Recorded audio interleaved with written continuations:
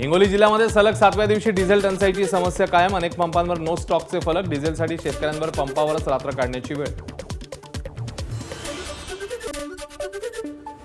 अकोल्यातही petrol diesel टंचाईचं लोण। उमरीतील Indian ऑइलचा pump बंद। मात्र शहरातील पेट्रोल पंपांवर मुबलक साठा उपलब्ध असल्याचं पेट्रोल डिझेल डीलर्स असोसिएशनचा दावा।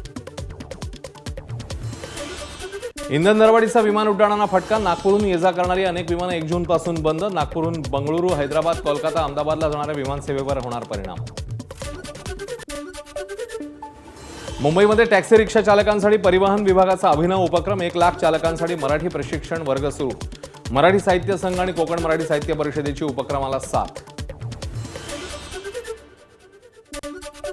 अकोल्याच्या गुडदी भागात 2 महिन्यांपासून पाणी रस्त्यांच्या कामावेळी कंत्राटदाराकडे पाईपलाईन फुटल्यानं पाणी टंचाई। पाईपलाईन दुरुस्तीसाठी ठाकरेंच्या शिवसेनेचं ठिय्या आंदोलन।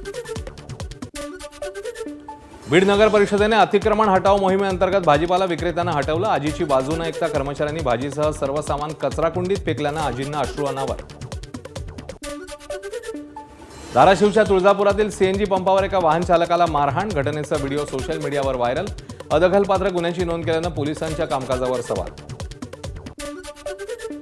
नागपुरातील साहूनगर परिसरात धावत्या कारने घेतला अचानक पेट। उन्हामुळे कार हिट झाल्यानं आग लागल्याचा प्राथमिक अंदाज। चालकाच्या समय सूचकतेमुळे मोठा अनर्थ टळला। दृश्यम 3 चित्रपटाची पहिल्याच दिवशी बंपर कमाई। काल एका दिवसात कमावले 48 कोटी। सस्पेन्सने भरलेल्या दृश्यम 3ला प्रेक्षकांची मोठी पसंती। एबीपी माझा, उघडा डोळे बघा नीट।